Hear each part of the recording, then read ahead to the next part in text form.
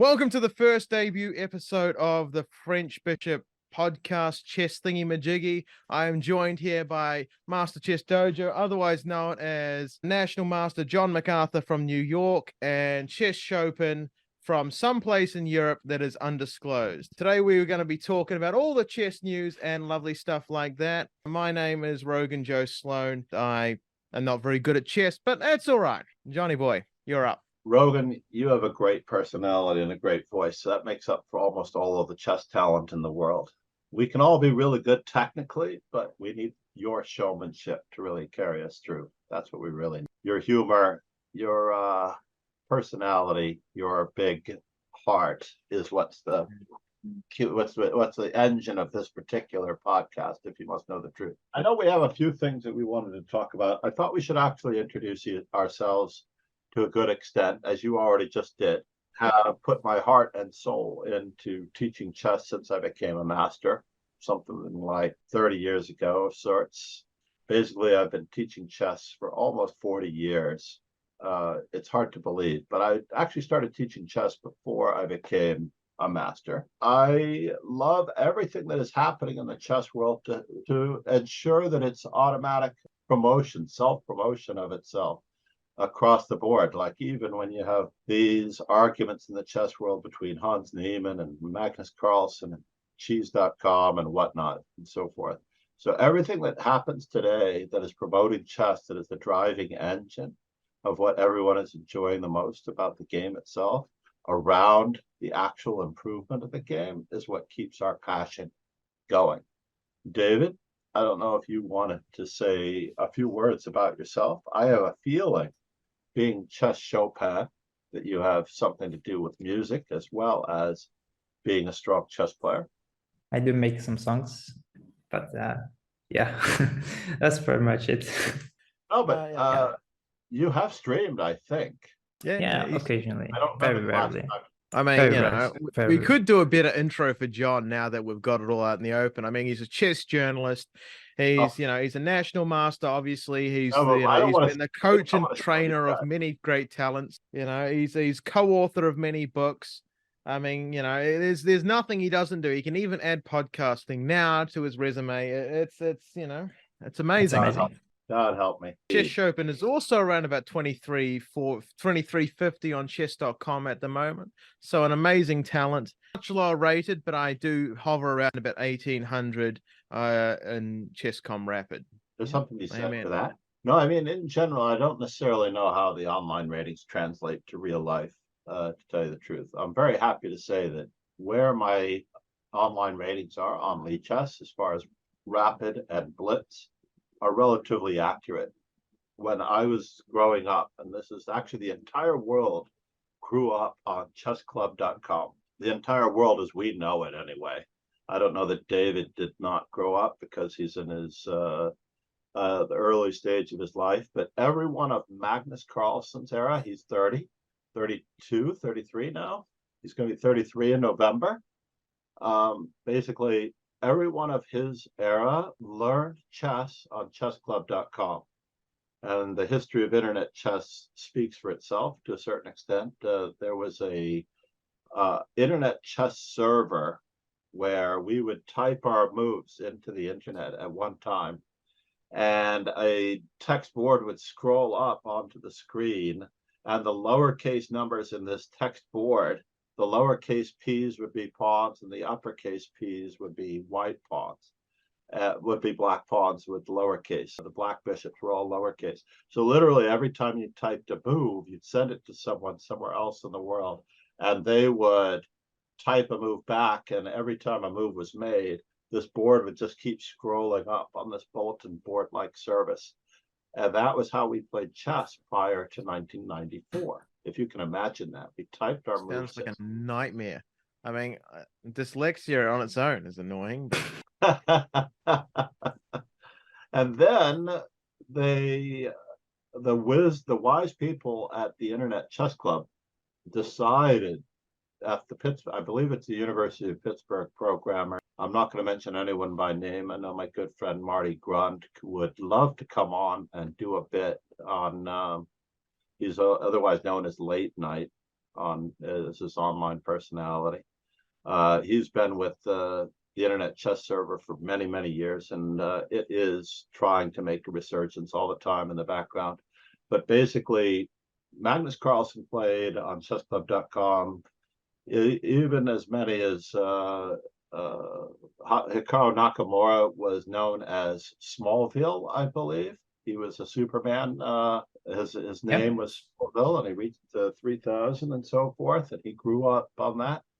And then literally chess.com came in afterwards, and then literally started offering deals to every title player and stole them away from chessclub.com, regardless of the amount of money that chessclub.com put into. I love the phrase steal. You know, we're unbiased here, I promise. We haven't got a hint of bias in our...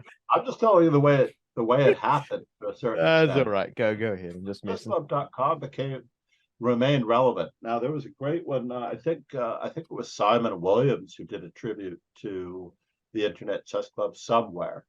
The Ginger GM mentioned how the Internet Chess server, I think it was in his Fun Fact Friday, I think it was, the Internet Chess server still exists in the form of the free Internet Chess server, aka FIC. So you could actually look up the free Internet Chess server and see the original chess server from the days of the early 1990s. And they basically decided that if they are going to have a graphical interface in which we need to pay programmers, they were going to have to start charging people a little bit.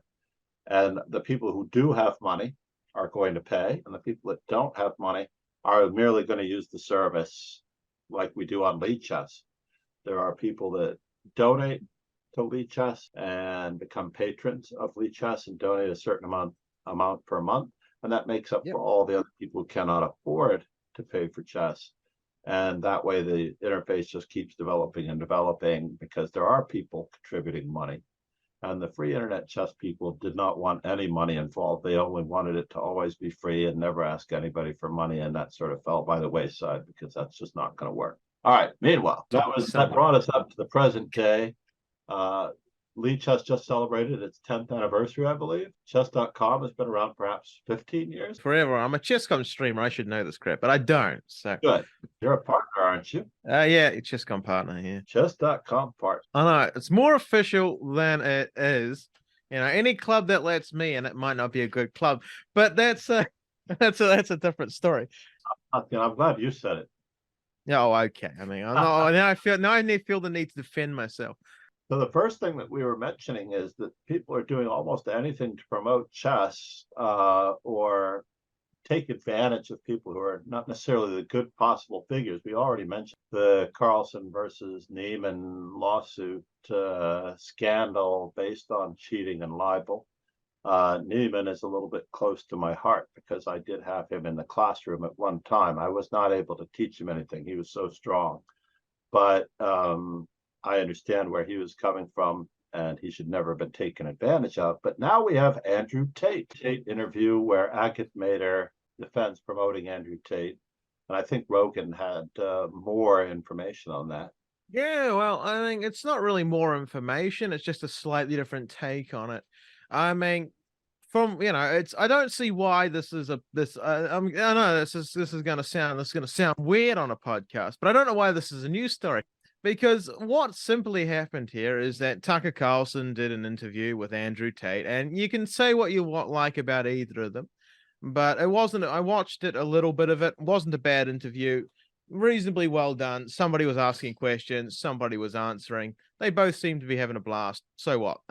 Our good friend, a good friend of the world, Ankit Mader, decided to say, great interview, and then recommend.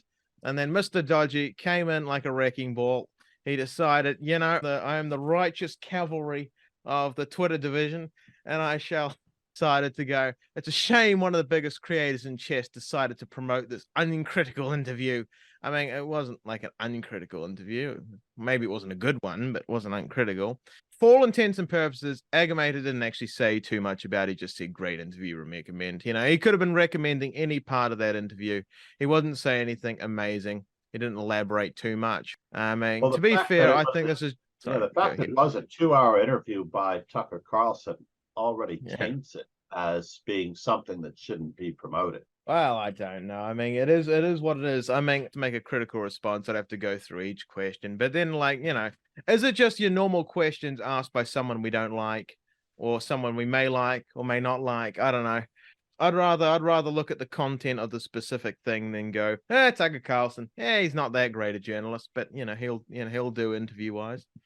No, by law, I believe he is termed to be an entertainer, and this is how he avoids anything he says being held against. So in the courtroom, Fox News is entertainment. Well, you can't my air quotes around the word entertainment. Yeah. But it is true that for the most part, if they were to represent themselves as actual news, they would lose a lot of money. In fact, they've already been sued for misrepresenting many facts, and only because behind the scenes Fox News has done this.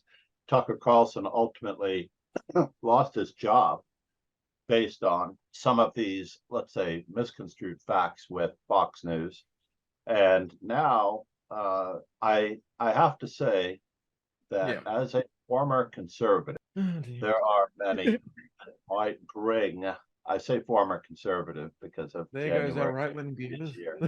I know we're going to try to stay out of this particular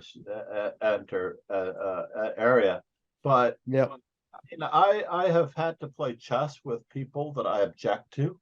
For example, there was another person who has been convicted of certain crimes that I was paired with at a previous World Open, and I spent the better part of 45 minutes trying to undo this pairing so that I would not play him on a Sunday morning.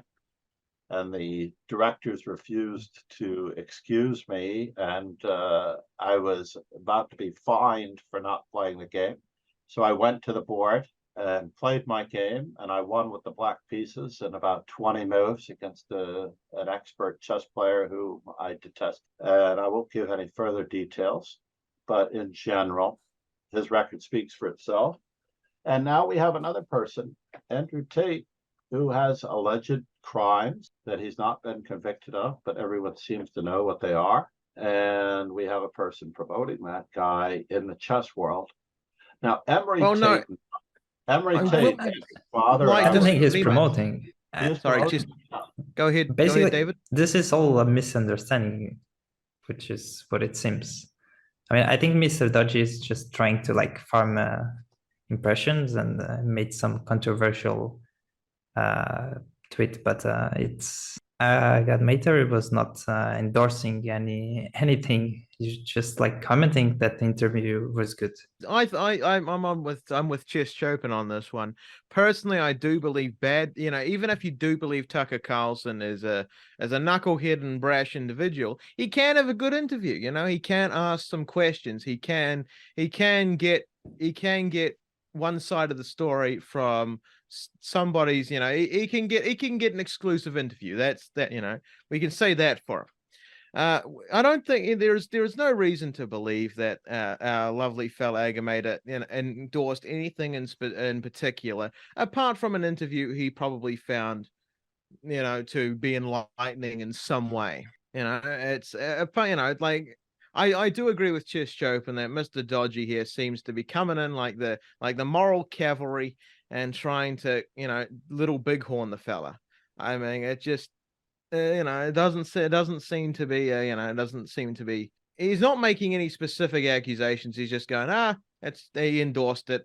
Agamator didn't endorse it, and that's why I don't really believe it should be a news story, but it is. I mean, well, I find it, of course, you can respond. Dodgy, you can, of all people, would be chiming in on this particular fact from any particular perspective, and it may be as we've often had as a subject, what streamers do or what tweeters do in order to get more attention by chiming in on something like this. Yeah, I mean, if I had a Twitter account and ADHD on the mind, I'd be tweeting all day, I'd be, Donald Trump would have nothing on me, it's like.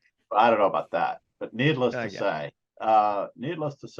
something that someone should never actually have to say. The fact that phrase in itself is not enough.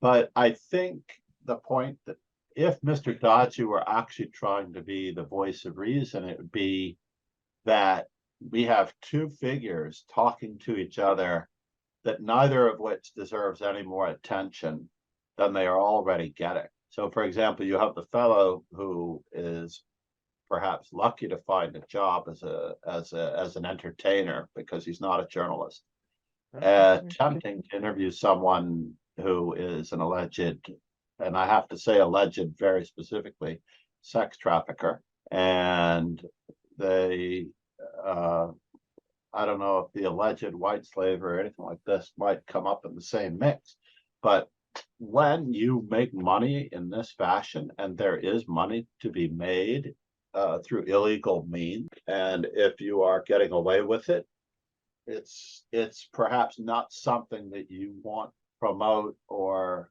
praise in any way. And then you have the guy on the other side known for distorting facts, interviewing someone who would like the facts to be distorted. Well, I mean, personally, I tend to take a view, if the word alleged comes before a crime, then I don't think I should judge that person based off the content of that alleged stuff until more evidence has come out.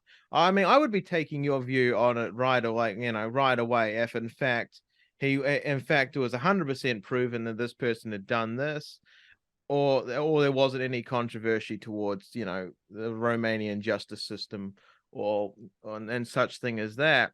I mean, I'm personally, I look at the specific acts through the lens that the guy's an entertainer, sure, but he's asking questions in this specific content. He's getting a point of view that is probably not readily available in other places. That's journalism. And in this specific, there's absolutely nothing wrong with Agamator saying that was a decent interview.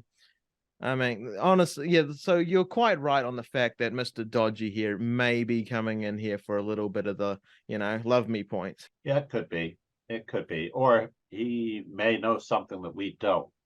I doubt that. Come on, it's Mr. No, I believe that he has his finger on the pulse a little bit higher up the forearm than we do. What possible information? I mean, this may sound a little bit arrogant, but I don't know Mr. Dodgy from a bar of soap, and I will be the first to admit that. But I don't know many bars of soap that have much information that the general public doesn't have.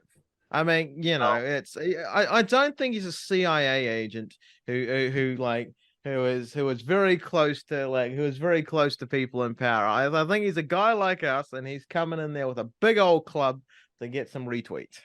It is funny that you should mention CIA agent, though, and Andrew Tate at the same time, because there is a link to that. Yeah, because Emery Tate, his father, was a CIA operative. Yeah. And I don't know that he was, but he certainly did something. No, I mean, by all accounts, he was a CIA operative. I don't necessarily know the extent of it because I didn't discuss it with Emery. All I know is that when Emery stayed with my wife and I at one time, cat didn't like it. My wife said, "Let's never let that man into our home again." Our cat reeled up and buried himself into the far reaches of the room the moment he walked into the apartment back in the day. Know that Emery had his ways about him as far as self-promotion and whatnot, and perhaps he knew how to get things done, and his son may or may not have those connections as well. I mean, those forces look out for each other. The theories are out. You don't have to look. You don't have to look far to find a CIA connection, no matter how small it is. Step in and try to put some water on our fire before we. Yeah. Just before he gets sued for defamation. No, but we all know that this is relatively alleged, and we'll say it again. And in the show notes to the podcast, there won't be any show notes. The notes for the articles so that people can judge for themselves whether it's the tweet or this, that, or the other thing. For the most part, I'm just going to try to say things, but needless to say, as I'm going to say it again, doesn't need to be said. I think we all reasonably agree at some point. On some points, we just almost we just disagree with how far we go, you know, like with some of these things. Personally, I don't think Agamemnon did anything wrong. You think perhaps that he maybe did a little bit of something because of the character of these two people. I disagree with that slightly, because in this particular instance, one has alleged and the other was actually, you know, for all his faults, doing an interview. You know, all of his and fault I, to interview. Yeah, but then you have someone with 150,000 plus followers that doesn't even begin to say how many of those people have even greater numbers of followers who are going to retweet Agatmator's tweet and yeah, promote well, this interview beyond I should mean, be. promoting an interview isn't inherently wrong. I mean, I would say that to start off with. I mean, I think, Well, you know, you think that it contains misconstrued facts. It well, has I to mean, be nipped in the bud. We don't know that for a fact because I but, can't do the fact checking. well, to be fair, I mean, there's a reason why freedom of speech is such an important thing. Not to get we are not going down the lane any further, you know, after a couple of minutes of this, because you know it'll go too far. But you know, obviously, freedom of speech is incredibly important, and one man's misinformation is another man's well. I mean, to be fair, I can 100% say that I will disagree with half the people on this planet on absolutely everything. And I'm sure those people have very, very sincerely held convictions, and I'm 100% sure they probably think I have sincerely held convictions. And in some cases, one of us is going to be wrong. It's a problem, and it'll solve itself at some point.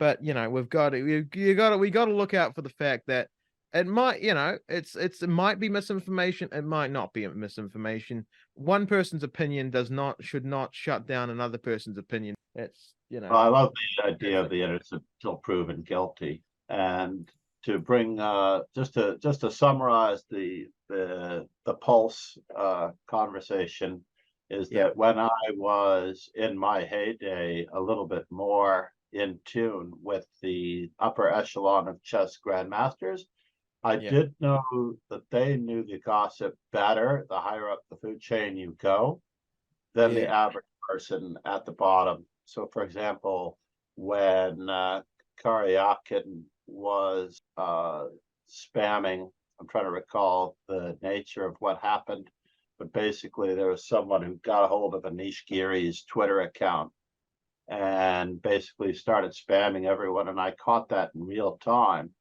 as I believe it was Karyakin who had, and of course, he's a lovely individual himself, gotten a hold of Anish Giri's Twitter account and made him look bad in many ways across many tweets, inflaming a lot of he doesn't need any help with that. No, I'm kidding. There are people like that are going to skew the matters, and everyone knew what was going on behind that, and I'm positive that everyone at the top knows what happened. Whereas for sure, out it for us. Oh, he was hacked and he filed a complaint to the police. Yeah, I mean that remember was that just story. a clear-cut criminal matter, you know. But they can't do anything about it when it goes across international lines so easily. So easily. I mean, it is a problem for sure, but happening in Russia, right? It's an enforcement issue, not a legal issue. I'm sure defamation in Russia is probably very, very well illegal, because I'm pretty sure Russia has harsh laws regarding everything. You know, it's not. I mean, I can almost be sure. The imperial leader. You know? Yeah, I know. Yeah, like sorry, don't kill me, Vlad. I'm sorry. But, you know, I'm not. For nothing. I'm very happy. I mean, I did not decapitate myself. But the point, but yes. So I think we're all somewhat in agreement. Now let's get on to something, because I believe we're like really, we're bashing poor Chest Chopin here. He's sitting here listening to us going off, and he's like, my goodness me, why am I here? Why can't I get onto stuff I know about? He is one of our, as far as being in Central Europe. Oh, you know, I mean, Rogan being in New Zealand and myself being in the armpit of the world, the United States. Yeah. I mean, okay, calm down, but you're in New York. I mean, you know, if nothing else, you're in the bluest part of America. You know, you'll be fine. But I think, you know, I think people agree with you there. I do find it amusing on that bluest part of New York that Twitter logo has turned black, right? I've just realized they've removed the blue from the Twitter logo. Oh yeah, And I mean, it occurred to me that there's more symbolism there than I thought. But oh, okay. meanwhile, back to Nakamura denying Carlson by shutting him down in the 2023 Bullet Championship. That happened last Friday, right? Yeah. Did someone watch Elaboration might be. live time? I actually love to watch these things. Yeah, I watched it.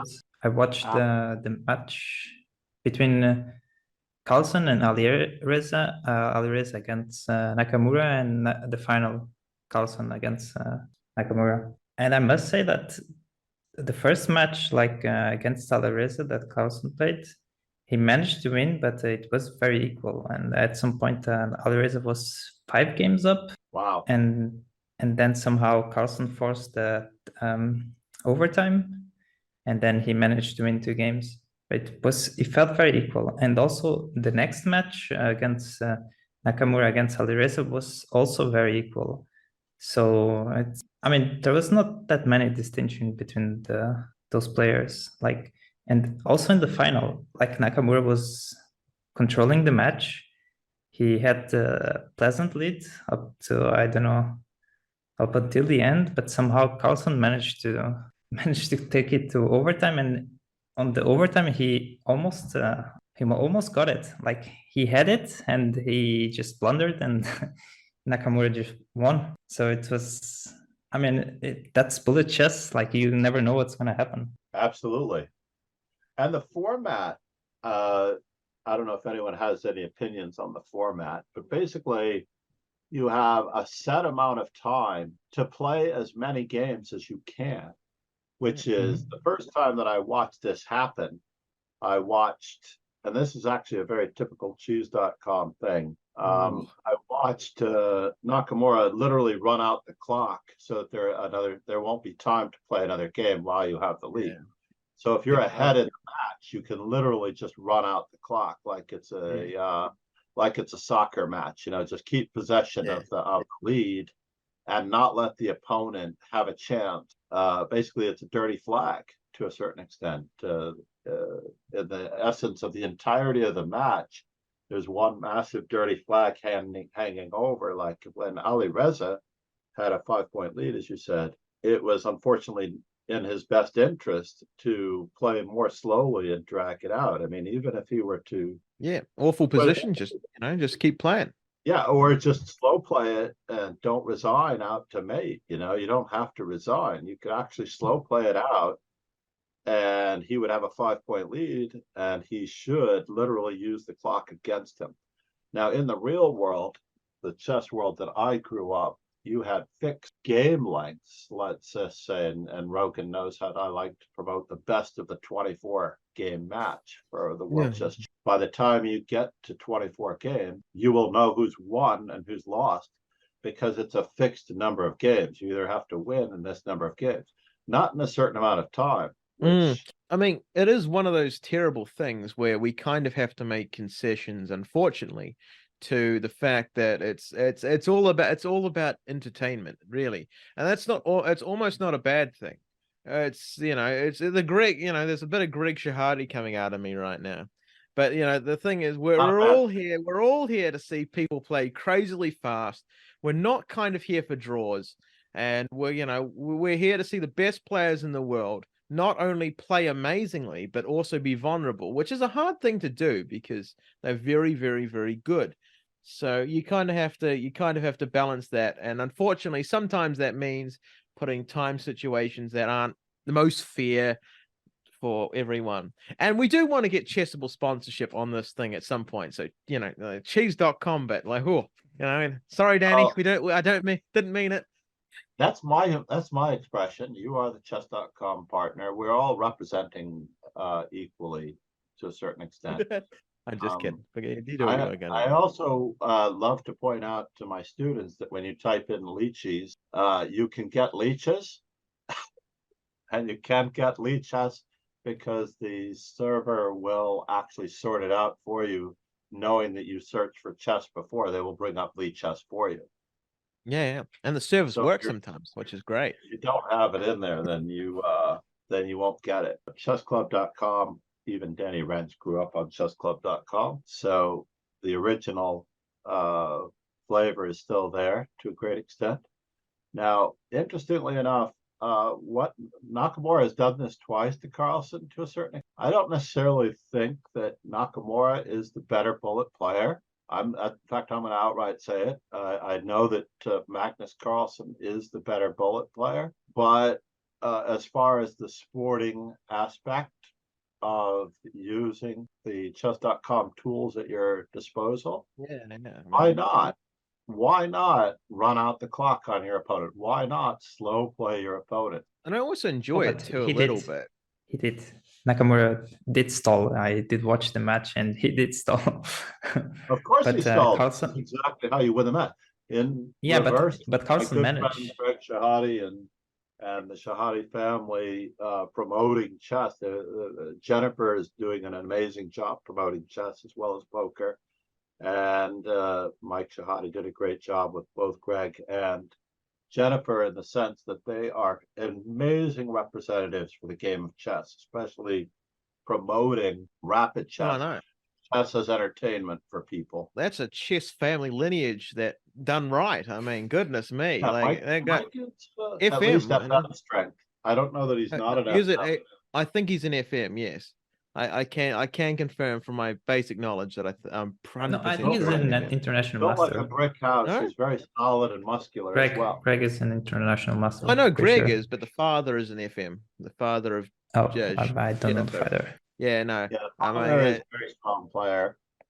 And he was also a little bit of a poker player, I believe. So the family represents very, very well. But getting back to the fact that it goes against the nature of what Greg would want to be promoting if someone's just going to slow play and not play quickly in order to win. But that's the format. You just have to. The format could be improved. You have a 1 minute game. There is no increment. So therefore, how long can a best of 24 or 30 game match take? Right? So if you have 2 minutes per player and it's best of 24, it's going to be less than an hour for the entire match, even with a 5-minute break. No, I agree with you, Master Chess, John. Yeah, I would agree with you, John, on the content, but I also have the same opinion on it's just Chopin, as in don't throw the baby out with the bathwater sort of deal, because it's the format I think is his. Well, I mean, you could correct me if you want, Mr. David. But is your way of saying, well, it's going to be imperfect. It's going to have some problems, but it's entertaining, exactly, and it's good, and it's effective. It may not be. That's why people will watch, because there's all this drama, and also I think it was the first time that I seen Carlsen like tilt. I mean, he tilted more, but it was the first time I actually watched him tilt, and it was something, because he was also like blundering. And he was missing things which he probably wouldn't miss, and still he managed to do like really well. I mean, apparently exhales good moves, right? Yeah, I mean, apparently being a former world champion allows you to do great things. I mean, I would never have guessed that normally, but it's proof is in the pudding. Yeah, I mean. So that's the way to put it. Be privy to his upbringing thanks to another friend, Simon Agdestein, who runs the sports school in Norway, which the sports school is like a secondary soccer school player. For all the best players. And rapper. What's that? He's also a rapper. Oh, he's soccer. He's Edgerstein. He's an avid soccer player, correct? Football. I'll say it like that. Football is the soccer sport for the absolute rest of the world. Anger those Europeans. In the United States, because we have another fake football, which happens to be played with our arms for the most part. But they have football, tennis, all sorts of sports in this particular secondary school, and they have a chess segment. And Simon Agdestein has an office, and outside the office, the library outside the office, along with a couch.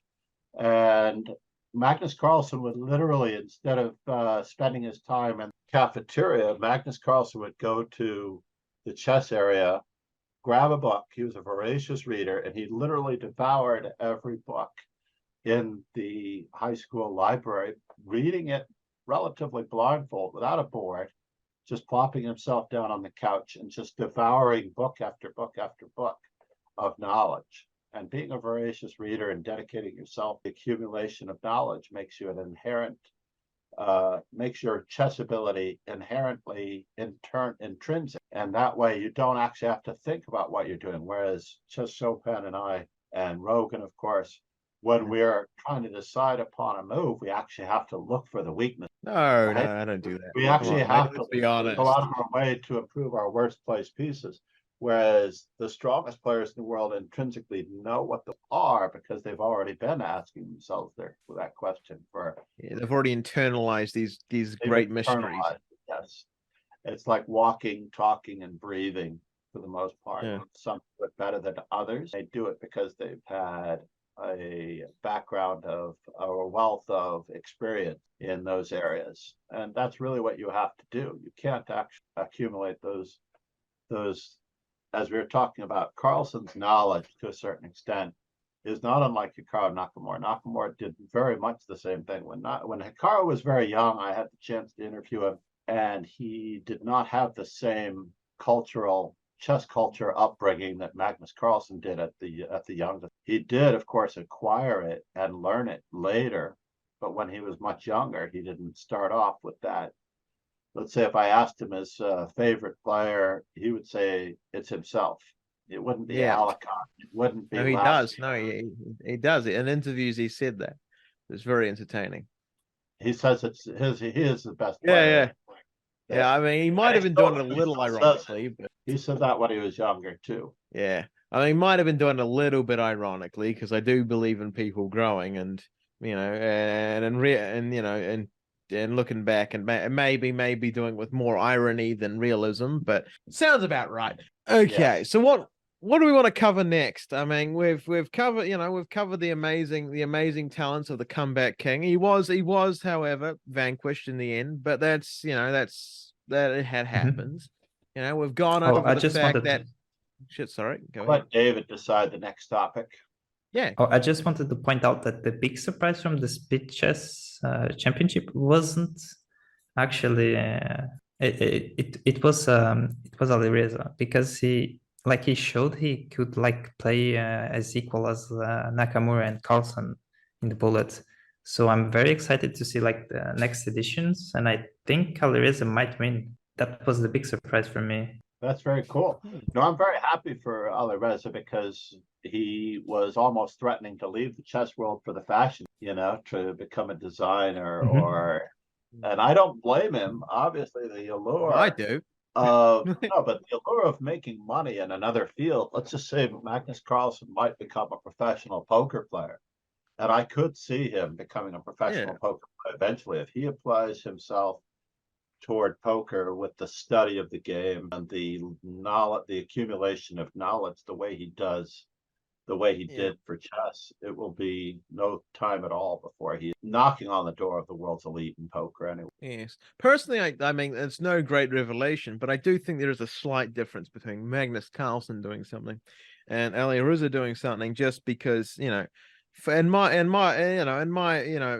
from my point of view, it comes down to, sure, you want to make money in other fields, but if that was your main motivation, then being a wildly successful top 20 chess player, with a maybe a young streaming career, possibly, if he doesn't, if he's always got the Hikaru to fall, he can go doing what Hikaru does, I mean, Magnus can do stuff because he's bored, honestly. He's shown that in the past. He's said so in the past that he's bored with some formats of chess. Obviously, he still loves it to some extent. And, so that's why he goes and does his fashion. He promotes his line of businesses, which he sold to Chess.com at some annoyingly low prices, I think, in his opinion.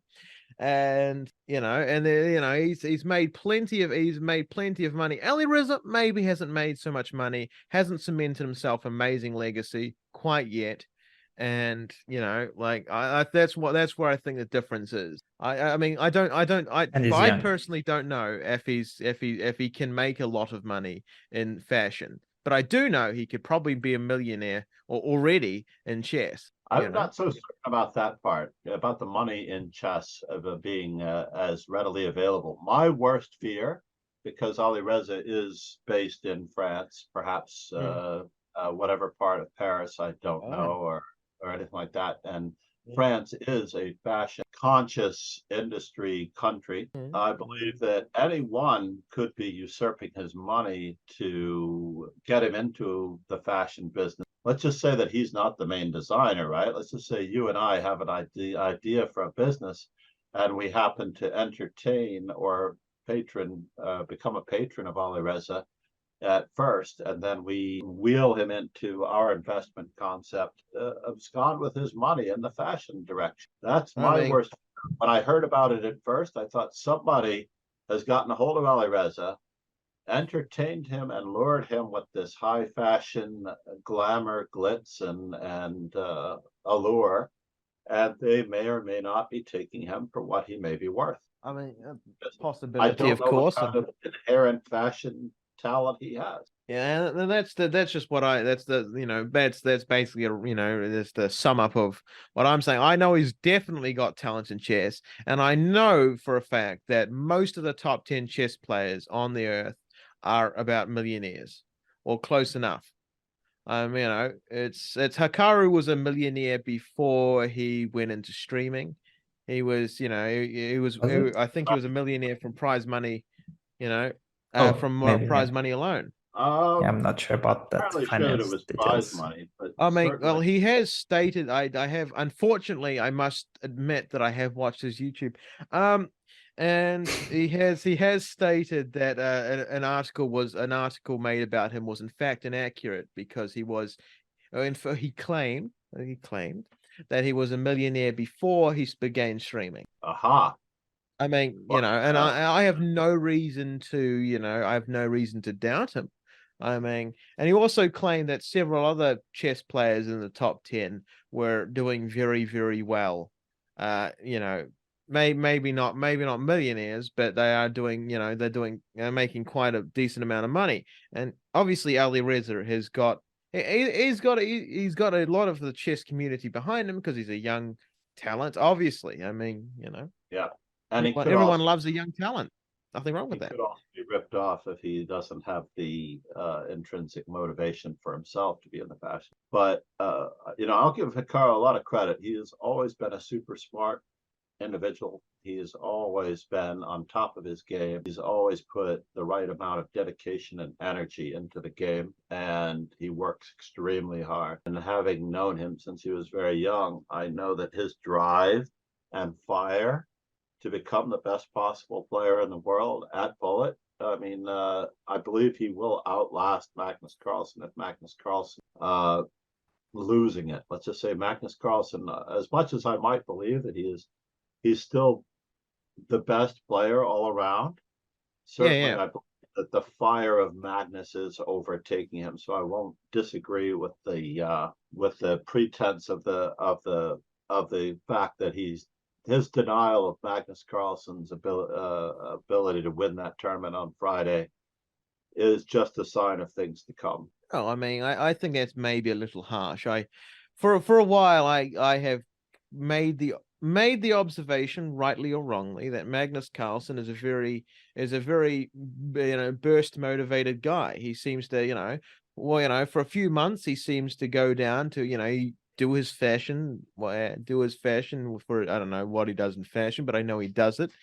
Right. And work on his companies, do some photo shoots, play some poker, get some good clippable moments in poker, and then he starts losing a little bit. I have noticed this. I couldn't give you any specific dates or times, but that's the general gist of what I pick up. Then he starts having a wee losing streak. Everyone says he's having a losing streak. You know, he plays maybe a bad game against So in the US, US Open or something. Or I don't know. You get the point.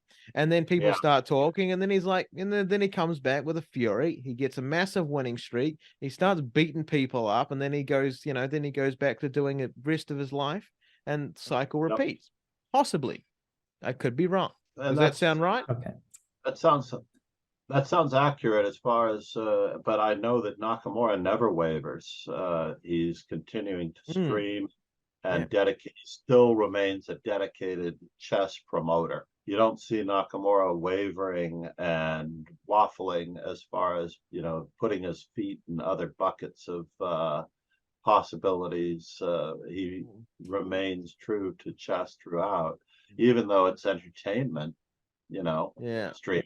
He surprised everyone with his ability to play chess at the highest of levels. I know the candidates match was great.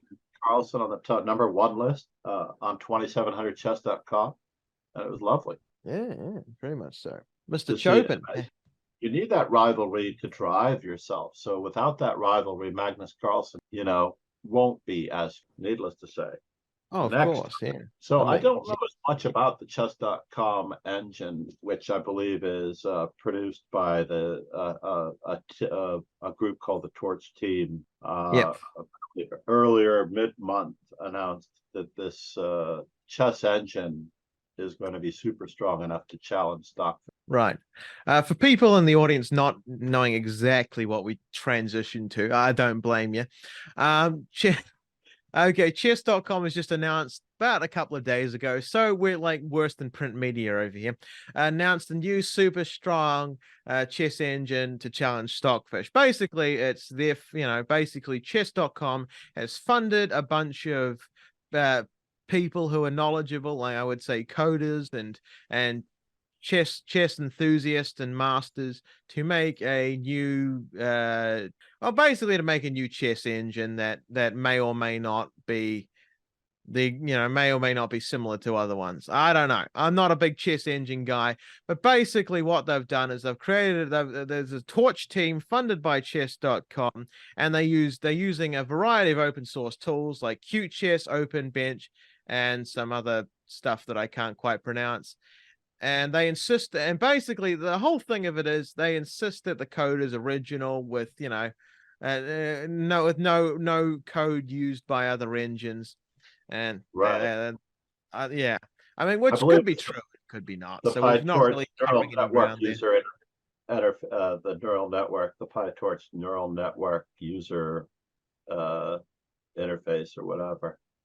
Yeah, they have a number of these things. Now, the thing that I find controversial about this is that they could be using this money to improve their interface, the clunkiness of their interface. Instead, they're using this money to produce yet another engine, which is the essence of what the entire online world is trying to fight against. We don't really need another engine to make better moves for us. That we're going to have to beat down with a hammer as far as online fair play goes.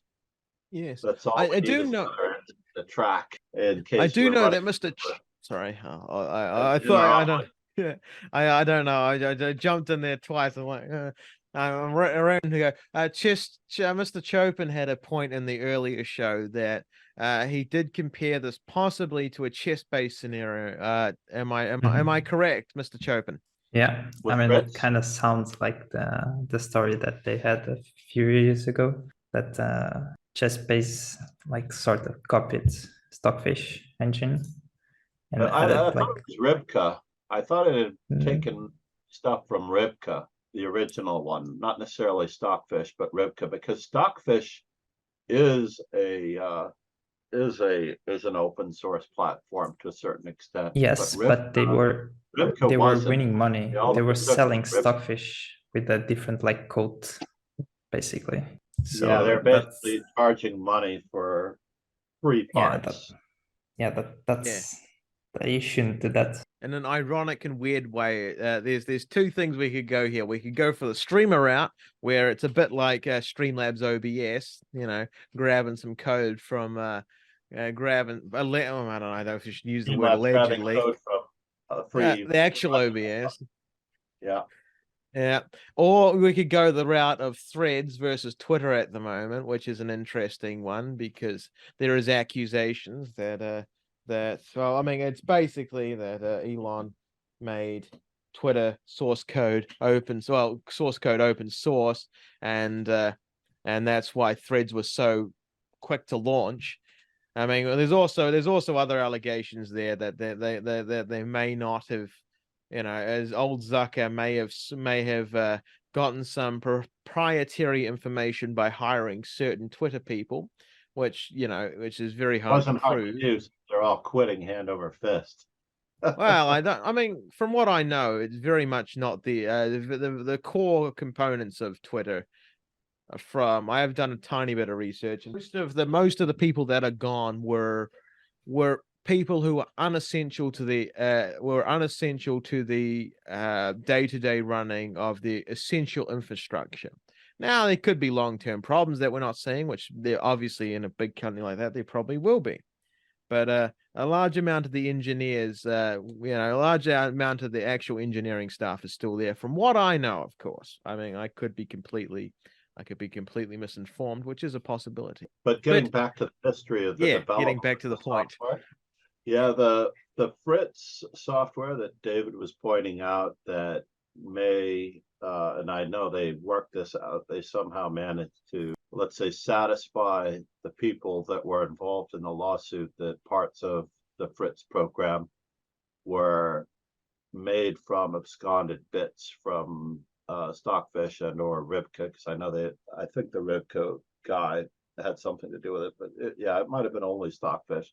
But amazingly enough, Fritz is the original, in my mind, the original engine that many people used by default when they bought ChessBase in the early days. They had an early version of Fritz. Fritz was the name of the engine that powered the analysis behind the looking at of games in ChessBase software. And ChessBase, of course, has been like the preeminent database software compiling all the games and selling users the data of the games, because you could have it on your hard drive. It makes it a priceless commodity to have, as opposed to the Lichess database of master class games, which I believe now are all the way back to the mid-70s. I know they've started to reach the 1970s. It was all of the current master games that you could research from if you're looking up in a study on Lichess. And then as you go backwards in the study now, I believe that the Lichess database now reaches into the 1970s. But of course, with ChessBase, you can actually go back to the 1600s and 1800s. You don't need to have this stuff stored in the cloud just yet. But I believe that Lichess will be able to provide all of this data and this research. And Fritz, to sum it up, is the current World Software champion. The 2023 World Chess Software Champion. I was going to bring it up to try to find it, but basically, I don't know how the competition was held. Well, there is accusation here that Torch is going for third-party competitions, and for instance, commenters on Reddit, which is it speaks for itself really. Were a little more skeptical, pointing out that the metric is a little bit skewed, as Torch said they wanted to become #1, which is admirable goals. As if the aforementioned competition focuses more on third-party tournaments like the Top Chess Engine Championship, which could potentially make a difference in the matchup against Leela Chess Zero. Of course, I believe they're probably making aspersions that the hardware might not be there for some whatever reason. Another powerful chess engine that Torch is defeated in the CCC. So what they're probably basically saying there is that third-party tournaments might not be of the quality to say that Torch is actually better than any other engine. Right. I'm just rephrasing what they say there. Nothing too amazing. I think it can only be proven in a head-to-head or tournament competition, such as the World Chess Software Championship. I believe Chess Chopin has something to say. I mean, he piped up and then we was winning it, and it was the best. And then Houdini was winning it, and I am a big fan of Houdini back in the day. But now, when I am using ChessBase 17 or previously Chess Base 16, and I run Houdini versus Komodo Dragon, which is a brainchild of Larry Kaufman, Grandmaster Larry Kaufman. He won his his Grandmaster title, by the way, by tied for first in the World Senior Championship. There was a streamer recently who didn't believe that Larry Kaufman was a Grandmaster, but Larry Kaufman puts his heart and soul into the Komodo software, and it's supposed to play more like a human. The selection process of the Komodo software tends to look at the moves from a human perspective, and the candidate move process choosing more human-based moves. Like Carlsen, apparently when Carlsen chooses moves, he doesn't choose the objectively best move that might be crazy.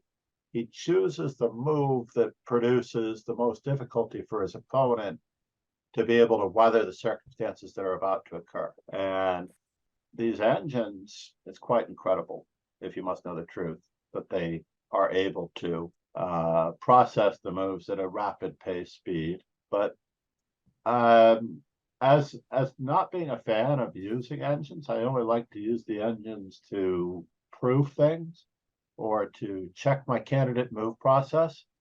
Countless numbers of times, Rogan and both Chess Chopin, I think, have been in my streams when I do the instruction and we come up with 3 candidate moves, and I believe that one move is the best. It usually starts out at 5th, and if you give the engine 3 to 4 minutes to look at it, that move can rise from the 5th to the 2nd to the 1st, and then it waffles between the 1st and the 2nd. I'm very happy to say that a human being can still choose the best move in the position. The engine will disagree with you when you do your rapid analysis. Let's just say you say, analyze my game, and it gives only 2 seconds of thought to each and every move to analyze a 30 move long game in 2 to 3 minutes, right? And all of those moves are then not the best moves when you let it sit for a long period of time. And all of these engines are just going to be stepping over one another, honest. Hopefully I haven't put David to sleep with this random end of the conversation. But it's fine, it's fine. I would like to shift the topic to the Women World Championship, Women World Chess that is my Championship. favorite. This is actually, to me, the dessert, the icing on the cake, along with the ever so tasty frosting flowers. No, I'm already full from the steak. But Zhu Wenjian, for those who did not already know, is the 17th women's world champion, and she has retained her title. The title has been in the hands of the Chinese off and on for the last 20 years. I'm trying to think of what year Ji Jun became. I think Damn 2017, commies. but I'm not sure. I think she was the first. Ji Jun. I'm going to bring up her book here for a moment just to see when she became women's world champion. She became women's we've got champion in 78. The men's world champion and the women's world champion are now both from China. I mean, And they're both the 17th. the free world just loving it. Oh, I'm very happy. They're harder workers. They're super focused. You know, this is the problem in the United States to a certain extent. If you want to get anything done, you have to outsource it to China, basically. And then we get it done. And then somehow hire somebody who wants to get the job done. And then mysteriously that technology turns up, like, 2 months later in China under a different brand name. That's weird, That's because they're smarter about getting the technology. Exactly. Yeah. No, nothing a good bit of corporate espionage can't do. Well, this is why internet is very restricted. Growing. If anybody really wants to make money, cybersecurity is where you want to be. Yeah. That's really where you want to be. I'll call it now. Cybersecurity will be the field to know, not just plain old coding, not just this, not just finance, but basically being able to hang on to the knowledge that is on your, so that nobody can get is really where they can have it. I've got 200. I've got 200 of Lauren's games that I was supposed to go over in order, because she was bashing me to death in some line, and I needed to go over it, and I never did. So, Oh, I know. But was it a particular line, not Tarish based, or? I don't know what it is anymore. I just know that I've got tons of people's repertoires in there that I lightly studied, but. So they can have it if they want to, you know. These are opening repertoires that you're looking at. Yeah. I was actually saying that I did a study of Ju Wen-jun's games with a previous young lady a former student. She's about candidate master strength now. I don't know if she's going to become a master in a year or two. She's very young. But we were studying Ju Wen-jun's games. I actually found many opening novelties that I've been working very hard with lately. And my recent trip to Paris also brought me into contact with all the other streamers. I was very lucky and blessed that I learned so much about my own drawbacks. I have to improve my microphone and my camera and my lighting. And I've already started to take those steps. But we learned It's not that bad. You've got a very decent setup. Yeah, we've learned from the best of the best. And I'm very happy to say that Ju Wen-jun has maintained her position by winning a very exciting match. She lost the 5th game of the match. The Italian game, yeah. And there was 4 draws to start it off as well, which was very nice for. But Lei Ting-che was pressing on the first 2 games. Yeah, she had very good chances to win those 2 games. I believe Hari Krishna, being Ju Wen-jun's trainer and coach throughout this match, at least one of the known names that have just come to the attention of everyone. He did a great job and managed to upset the apple cart.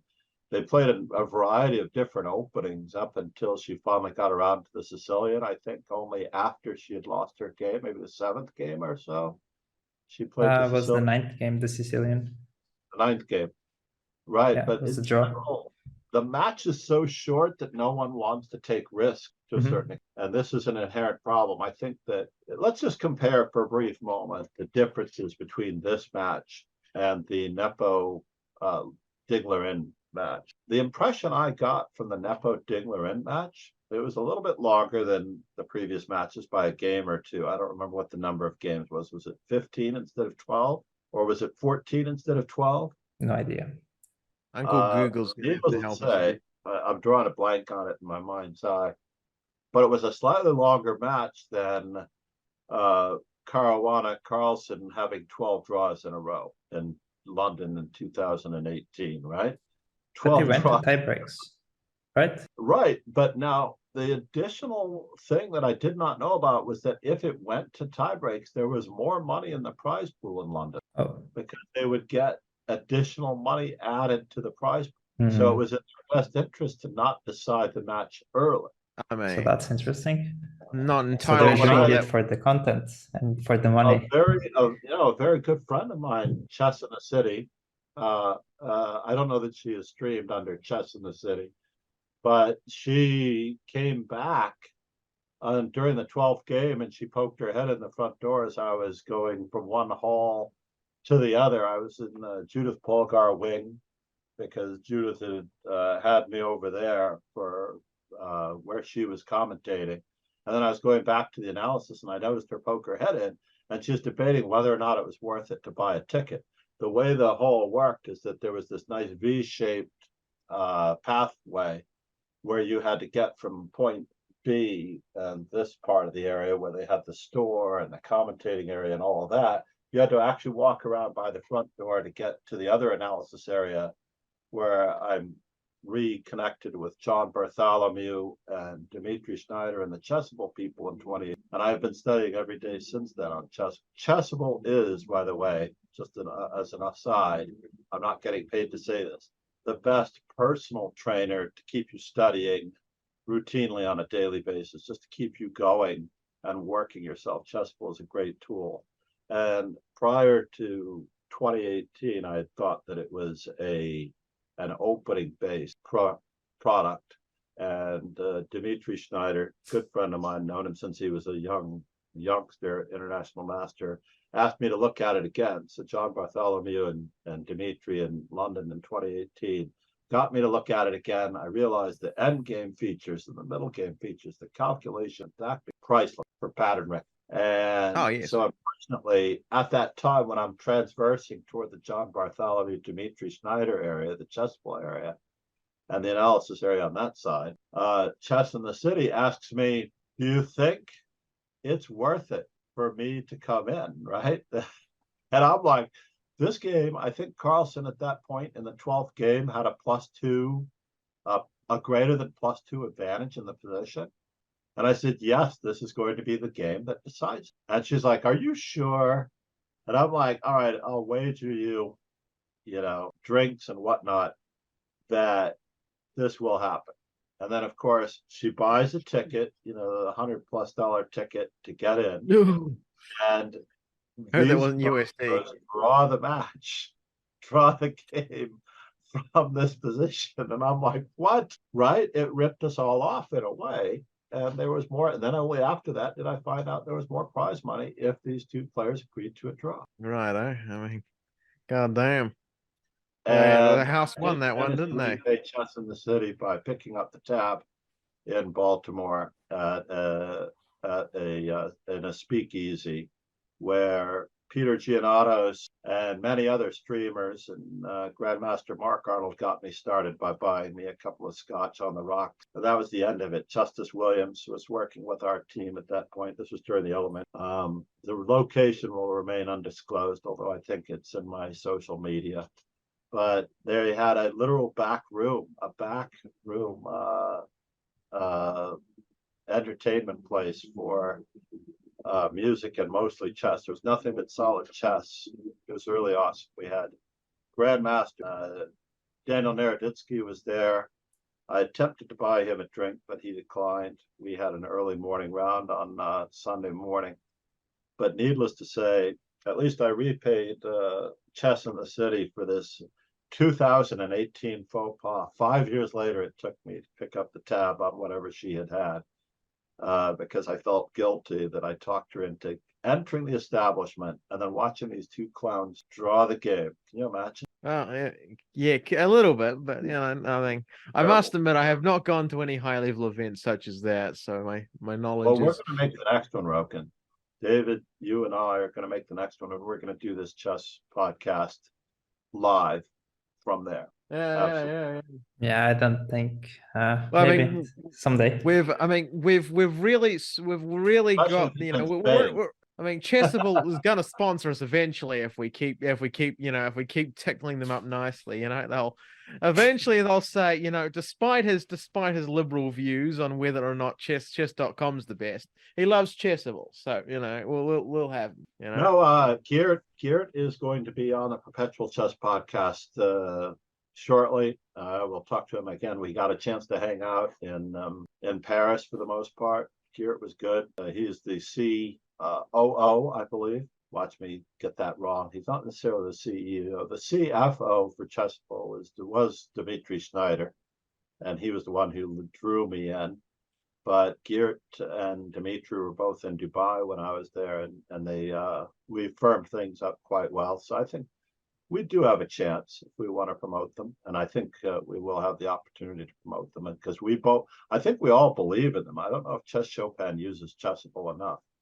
Yeah, occasionally. No, all the time. He's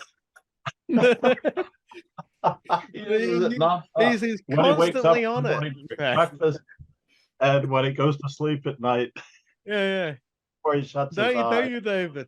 Don't wink. I have to make a Chessable course too. Yeah. But needless to say, I'm not going to say needless to say anymore. Yeah, I've got the same problem with But yeah, the match was really interesting. The Ju and John match, yes.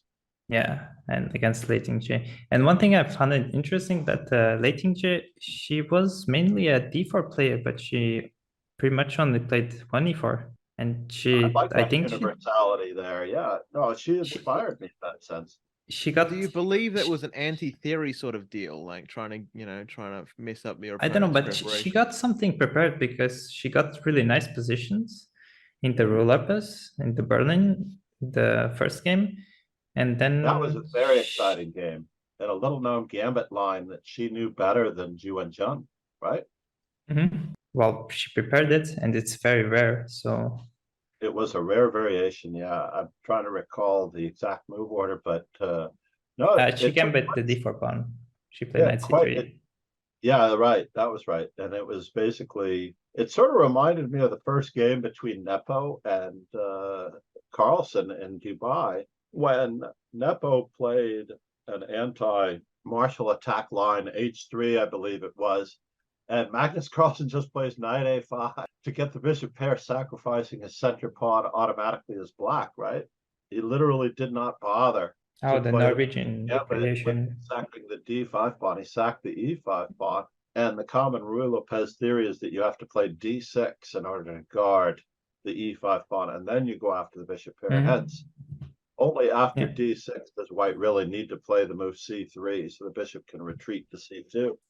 But it was quite amazing that in both of these World Championship matches, in the first round, they played a very enterprising line. Unfortunately, neither of them were able to win these enterprising games despite their novelty. But they came out of the gates swinging, And But what else about the match, David, while you were expounding?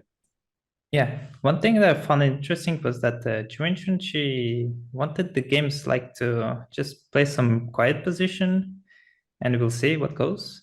Pretty much like the same approach that Ding had. Right. And on the last game, she just played a reversed note boom, and the computer in the beginning was like, "Oh, this is not that great," but somehow she managed to outplay her opponent, and she got the title. So it was. That was very A enterprising. little bit risky, but interesting decision. Well, the note boom is slightly better. The note boom variation, for those of you who are a little, lacking in the thing, it's like a triangle formation for black with D5, E6, and C6, where black might take on C4 and then try to hang on to the pawn. With B5, and then they get A5, and they usually try to shove B4, and they get two passed pawns on the queen side versus white having 5 pawns to 3 pawns on the king side, like the D through H pawns all the way across. And I used to enjoy playing the note boom variation as black, although I had to admit that white was slightly better. And now we have the reverse note boom, as you mentioned. But Juwenchun has always been a really solid positional player to a certain extent. She liked playing Catalan-style positions with the white. And she played the French defense, I remember, very well with an early bishop e7, omitting knight c6 in the early days. And I happen to have a little bit of a soft spot for the French defense as far as being able to control what your opponent is going to do. For those people who enjoy London formations or a little bit of absolute chess by the numbers, the French defense is quite fitting in the same vein. Whereas I wonder who plays the French defense and the London system. God damn! I wonder who that could be, Rogan. Yeah, who could that be? Yeah, I only play the French. What's that, David? I only play the French. You only play the French, but Rogan does play both sides of those two systems that I mentioned. And although I play all openings, I'm very happy to notice the similarities in the structural content, wherein you're able to control the pace of the game. And as you mentioned, Juwenchun preferring that slower paced positional nature, having played the French and the Catalan, which is of course the upper echelon version of the London, because it's a little bit more flexible, just a smidgen more flexible across the board as far as all of the anti-Indian variations go. I just happen to mention, while I'm on the topic of the London, you can play the London structure against almost everything, but that doesn't necessarily mean that you're playing the London opening. The only way it can actually be called the London, in my mind, is if black actually plays D5. D4, D5, bishop F4 is the London. But if black is playing a King's Indian with D6, or any other type of Indian, like Queen's Indian with B6 and bishop to B7, then white is technically playing an anti-Indian opening with a London structure. It's not necessarily a London opening anymore. Black got a chance to say, we're not playing the London, by the way, but it is the London structure, which is inherently of value to Roken and many others as a constant. That's yet to be seen, I guess, but it's like if you think of chess as a science experiment, right? You need a constant in the science experiment. Basically, some things have to remain the same while you experiment around with your improvement of the game. You keep the constant the same. Usually it's the opening. Doing the same thing over and over again and expecting a different result. That's both science and insanity. But I do have a small point for I do a small point about the London system.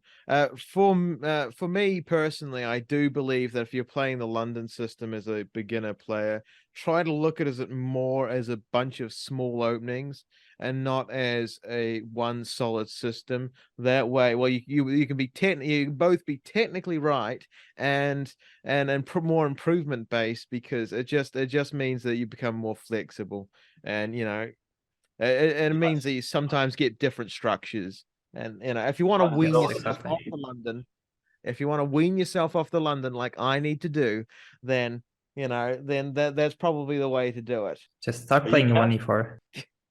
I used to play 1e4 your whole life, David? Sorry? You played 1e4 your whole life, or?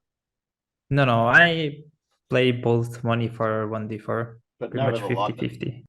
No, only if I'm like trolling, but the modern era of trolling continues with the London system.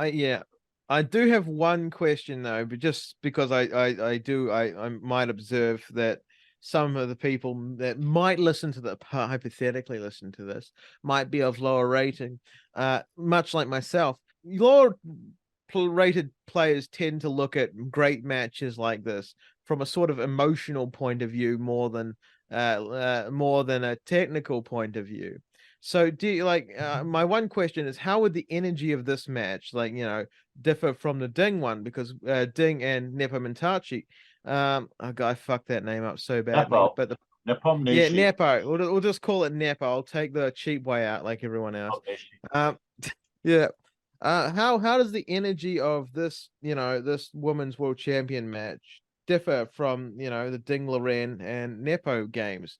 Because from my point of view, the Nepo games was basically would Ding Liren gather his nerves quickly enough in order to make a counterattack, or would Nepo press enough to get that point at the start of the match? David, what is your take? I mean, I could be completely in wrong. this case, it was pretty much like both players were pressing. I mean, it didn't felt like. I mean, in the beginning, it was more Lei Ting-Jie that was pressing, but like towards the match, it started leveling up, and we had a bunch of draws, but like could have gone either way. But Lei Ting-Jie did score first blood. Yes, and he was like winning, I think, in the first two games. She maintained the lead until game number 8, I believe. Yes. Mm-hmm. And then the match became a battle of character. As Rogan was asked the differences and the similarities, to me, the thing that struck me the most about the women's match was that they were far more respectful of each other. Let's just say that Yu and Jun would have an advantage that she would not necessarily try so hard to convert, and often would end up in a draw later in the stages of the match, like all the way up until the final game. She had advantages that she should probably win with, but she didn't. Whereas in the Ding Liren Nepo match, they were literally throwing snowballs at each other without actually making sure that those snowballs were firmly packed and tight and do any damage. And very often they would lose the game while throwing snowballs. They would lose the match throwing patties at each other, literally. So they were throwing that left jab, literally they were throwing the left jab with an arm that wasn't that strong, and then they would end up losing the match. They would end up losing the game. For example, several times in the Ding Liren Nepo match, Nepo assumed the lead several times. I don't know if it was more than 3 off the top of my head, but each time within a game or two, sometimes several, Ding Liren would climb back and level the score. And in both matches, the winner of the match was not the winner of the match until the final game of the classical time control. That's what I found profound, is that it was a battle of true chess character. in order to withstand all of these attacks. It was almost like, the fortress is being beaten down, the walls are being worn thin, and yet the person who is going to win the match is going to be still standing stronger at the end of 12 or 14 games and be able to succeed despite everything that's been thrown at them. And in Ding Liren's case, I want to compliment him on a true showing of great character and strength. He won that inherently as himself by avoiding a lot of theory, changing openings routinely and constantly. And I think the Zhu Wenjun match, as David pointed out, Li Tingji playing e4 instead of d4 throughout the match, and the openings constantly evolving. They literally showed their universality as players, and not just opening robots to a certain extent. Whereas in the old days, I remember I attended the World Chess Championship in 1988, 1989, 1990. So I always say the 1990 New York Lyon match. That one, I'll just go with that one for the most part. And Karpov and Kasparov are throwing patties at each other in the King's Indian defense and in the Ruy Lopez, and they did not change. They just kept, knocking at each other with the same openings over and over again. And then in the next match, only until the next match, would Garry Kasparov wheel out the Grunfeld instead of the King's Indian, or some other variant in the Ruy Lopez and whatnot.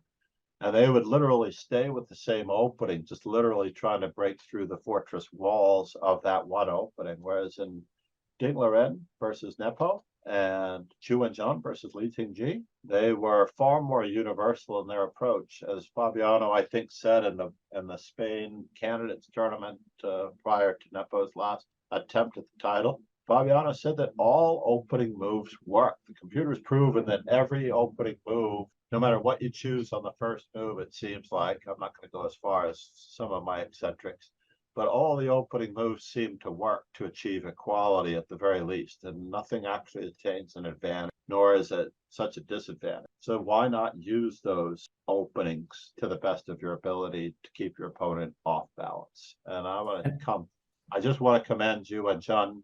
I was sort of rooting for her because I know her personally. She came through the United States in 2016. I met her in Chicago at the Chicago Open, and she came through just to show what a good person she is. I think it was the early week, like say it was Memorial Day weekend in Chicago, which is the end of May. And then the first Thursday in June of 2016, she plays at the Marshall Chess Club, where I also happen to be bringing students to play in the 4 rated games at the Marshall Chess Club. They play 4 game 30s in one night. And then we're going to move on to Oslo with our students, thanks to international arbiter Sophia Rode, who was the one always taking students for roughly a 10-year period to Oslo. And then sometimes we'd go to Paris, sometimes we'd go to London, and sometimes to Sweden. Lillehammer is going to thank her for all those years of travel with students. But part of the purpose of taking my students to the Marshall was to prepare for those tournaments. And Zhu Wenjun is playing with the other contingent of Chinese players.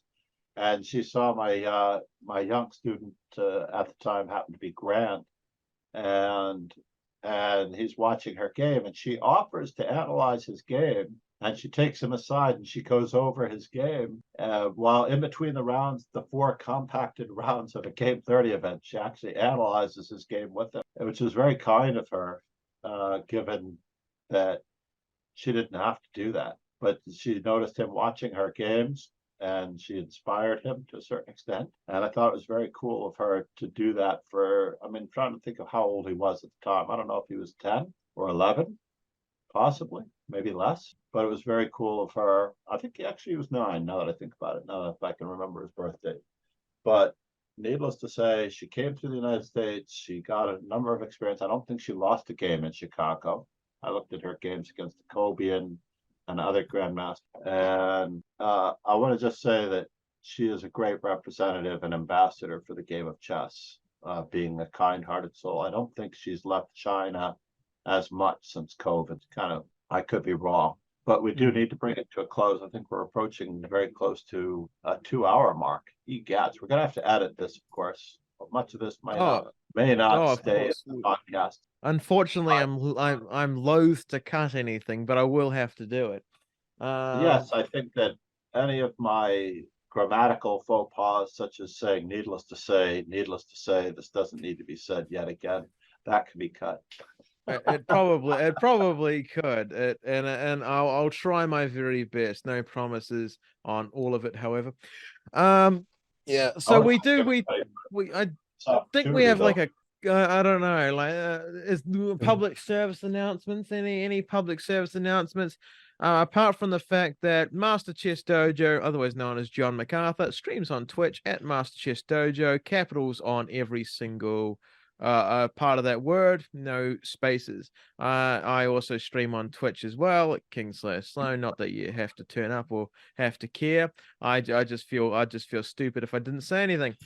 Now, and Chess Chopin also streams, but he also produces music. So if you just put Chess Chopin into your search bar, you will find chess-related stuff and his music. And yes, and Chopin is one of my favorite artists. As I was telling David earlier, when I was in London, I actually attended the Chopin Society concert with an Eastern European composer. I've drawn a blank. I believe I have the flyer or program book around here somewhere.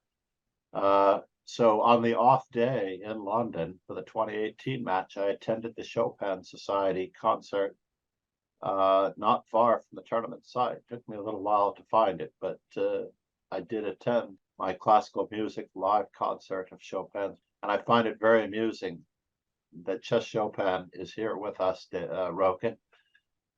David and Rogan, I want to thank you for helping me or be a part of this amazing start to hopefully. Well, I can say for definitely that if we get one viewer, that is 100% increase, I think, if I get my percentages right. So we'd be the fastest growing chess podcast in the world with 100% growth. So I mean, I would probably get more than one viewer. One listener, I guess. I don't necessarily know that's gonna I mean, okay. I mean, it's you know, it is what it is, you know. I mean, that's I also want to plug the YouTube channel, Master Chess Dojo, as well. Like that's where I would say that's where the instructional content of the candidate moves will come from. And basically, if you really want to become better at anything, you must apply yourself every day. Whether you want to be better at music, you don't get better at music by not playing. You don't get better at chess by not playing chess. We're also, the World Cup was also on our agenda. That's true. oh wow. It's starting in 30th of July. Oh dear. Do you guys have any favorites? I don't know what I'm talking about in this. Fabiano. I'm going to get my Fabiano in because I know Peter's Fiddler's in there, and I always do love rooting for him. But he seems to have a very, very I don't know, weird outlook on almost life and chess for a Russian master. He seems to take a very, very conservative view of his own talents. So he's extremely humble. Yeah, he's extremely humble. And that's why I love him. So that's who I'm rooting for. Peter Fiddler, 7-time Russian champion or 8-time Russian champion. 8-time, believe it or not. I think he got it again. 8-time Russian champion. Yeah. Yeah. So, you know, a beautiful man. That's who I'm rooting for. Yeah, Peter Fiddler came through New York in the early 90s. I believe he was 16 years old when he came through New York City.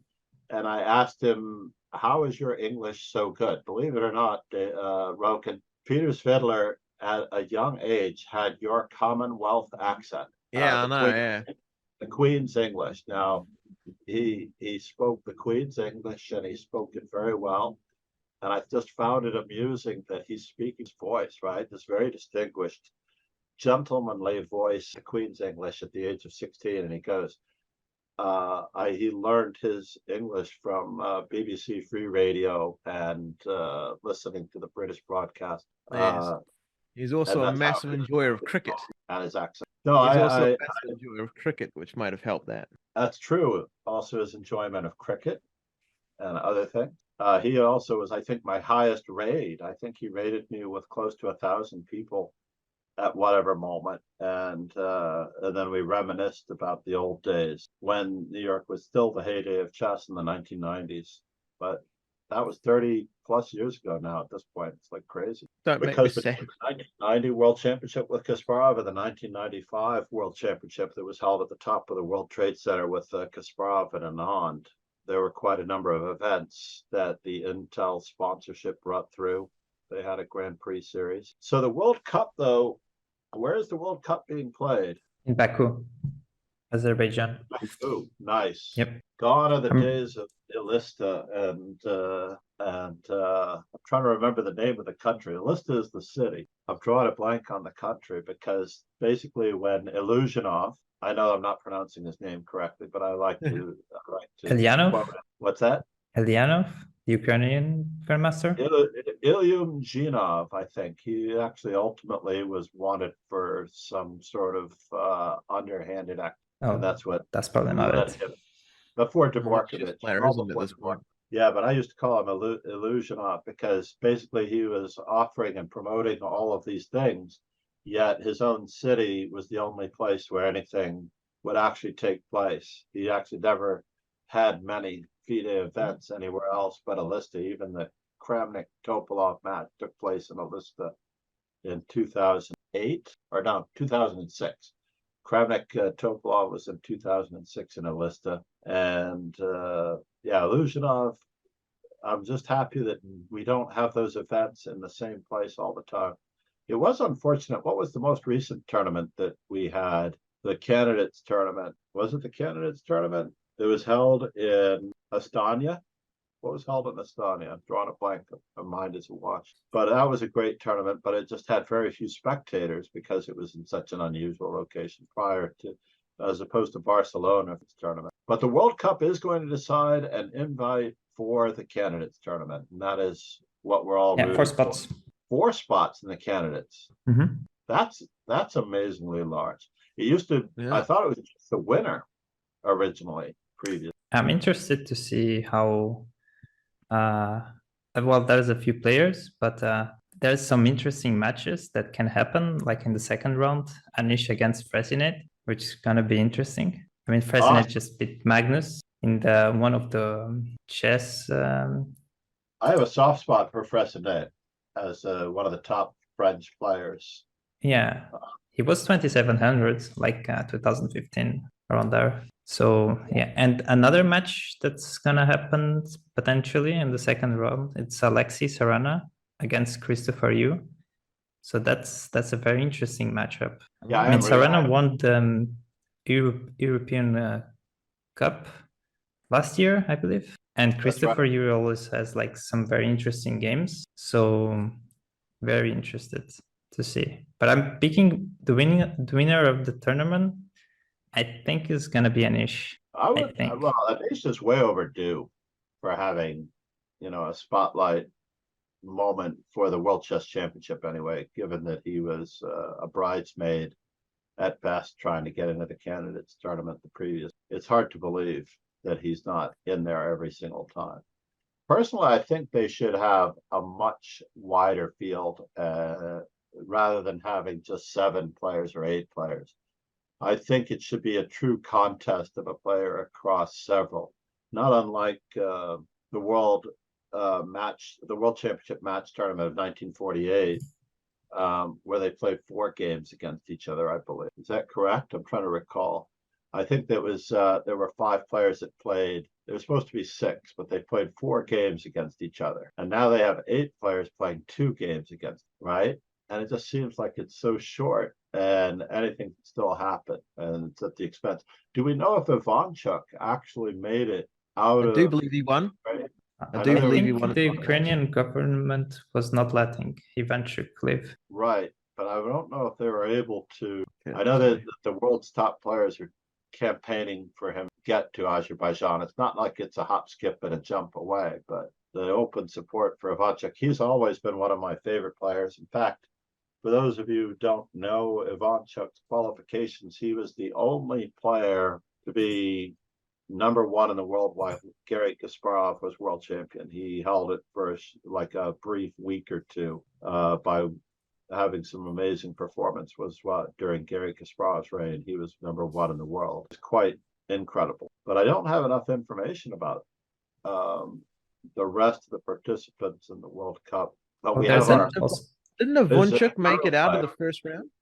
Or was that just your picks, Mr. Chopin? Oh no, in the no. bracket- I in the think bracket, they he- are brackets they are are already qualified for that Oh, round. right. Okay, that's what that was. It begins on the 29th, July 29th, and it runs for almost a month. My apologies. Now, interestingly Now, there's enough, some people who already qualified to play. the FIDE World Cup used to be called the World Chess Championship. Well, Garry Yeah, the Kasparov knockouts. world champion, and he took the It title. was short, and they had their little thing, right? It wasn't with They the had separation. a number of players: Khalifman, Topolov, Ponomarev, and I have a lot of respect for Ponomarev. Karpov too. About his games, by the way, they won the FIDE World Championship tournaments. And Ponomarev, God bless him, was the first world champion to follow me on Twitter out of nowhere. I remember that morning, and I had to do some verification to make sure it was actually him, because you know how these fake accounts can dwindle about. So he leveled up in my respect for him when he followed me, of all people. As I know Rogan would probably count that as a mark against him, perhaps. The fact that he's on Twitter at all. Yeah, well, I mean, you know, there are good people on both sides. At least some of us were able to joke about it. But needless to say, yeah, there was quite a number of World Chess Championship. I remember Ivanchuk lost to Ivanchuk should have been a FIDE World Chess Champion in 1990, but I think he lost to Khalifman, leading by 2 points. That was his chance for a pseudo FIDE World Chess Championship title. And he remains one of those bridesmaids, like course, because he wasn't able to win the World Cup when it was called the FIDE World Champion. He played basically 2-game match in those days. Karpov, of course, played Yusupov immediately after Kasparov. And Kamsky also played. Kamsky played Karpov, yes, absolutely. And John Fedorowicz, my good fellow New Yorker, Grandmaster John Fedorowicz was Kamsky's second during that match. So I was rooting for Kamsky. We were neighbors in Brighton Beach back in the day when I lived on not far from Neptune Avenue and all of those places. And we had a strong group of young Kamsky in the neighborhood. I would run into Kamsky in the local store when he was out for his morning run. But meanwhile, we should. So Rogan is rooting for Peter Svidler. Chess show. I mean, I know he's probably not going to win in my head, but in my heart, I want the title. Pick a winner, Rogan. We're going to pick this. Okay, I'll tell you what. We can pick a sentimental favorite, and we can pick someone to win the tournament. So okay, I'm gonna have favorite for Rogan is Peter Svidler. I have to look at the whole bracket. Like, I mean, I don't want to. I'm window shopping now. I can't do window shopping. I mean, it's, you know. I'm rooting for Fabiano Caruana, not just as my sentimental favorite, but my sentimental favorite, if Hikaru is playing, would be that he would have a shot. But I don't know that Hikaru is playing. I haven't seen the brackets. Oh, he is there, but I'm not sure. He's on the bracket. That's awesome. So Hikaru Nakamura, I'm going to go all-American here, despite my lack of patriotic American. I'll go with Nakamura and Fabiano as the players in the World Cup. Don't hurt yourself like that. There's no, you know, Americans are just as intelligent as the rest of the world. Believe me, I live here. That is yet to be proven. That is yet to be proven, Rook. I don't know. When we want intelligence, we import it. Yeah, well, you know, that's intelligent, isn't it? You know, that's wisdom. That's wisdom. So we import it. So Chess Chopin has already given Anish Giri the nod. Does he have another, perhaps, central? Well, Fresinet is probably gonna get paired with Anish, so I don't know. I could pick Svidler too, which is one of my favorite chess players. He's such a great guy. He really is. Truly. Also, Magnus is playing. What about Anand? I don't know if Anand is playing. Is he? I'm going to check it now. Chess World Cup 2023. Basically, not to be confused with the World Chess Championship, hosted by the Azerbaijan Chess Federation. Magnus Carlsen is playing, obviously. No, I don't think Anand's playing. Nordebek. Nordebek is also a good pick, but mean, there's too many good picks. It's like it's Yeah, it's like I in mean, 10 everyone's countries with good. nuclear bombs. I mean, it's hard to pick a So- winner, isn't it? Yuan Jun Yeah, declined probably. and was Yeah, replaced probably. by an Indian Gotta player. pick Anish and Nordebek. Aryan Tari. If we were to go all out and pick win, place, or show, Aryan Tari is a little bit of a sentimental favorite for me because he's a great kid. And the second highest ranking player in Norway, if this other fellow by the name of Carlsen won. It's pretty hard to believe, right? Oh, there's also Daniel Calderi, the #1 South African chess player. Oh, So very cool. That's very interesting. So we have here our brackets for we'll have to do this for the next podcast. Let's leave this for the next podcast before the 29th. Perhaps we might be able to come up with something. We have 5 days to do a bonus podcast as though we have a regular podcast. Yeah. Episode 1, right? Yeah. We could do the Ben Johnson special. God bless his soul as he produces all bonus podcasts. Of the 16 sections, we will do a breakdown of the World Cup and our expectations in each bracket.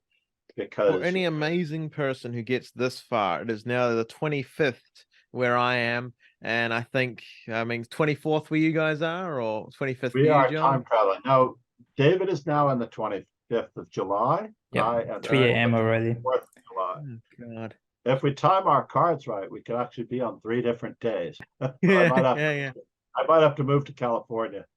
No, don't do that, John. You're already in New York. It's a lateral move. What time travel will be possible? We're all speaking from different dates. No, not quite. Not much has changed, I gotta say. Okay, thank you all for being here. It's I'm sorry if I cut off anybody. Any last thoughts from anybody? Anything they just wanted to I'm gonna root for Ponomarev in bracket number 15, section 15. I'm going for Ponomarev. Now I would say this bracket's gonna be in the show notes, and it will be, but I will probably have to remind myself.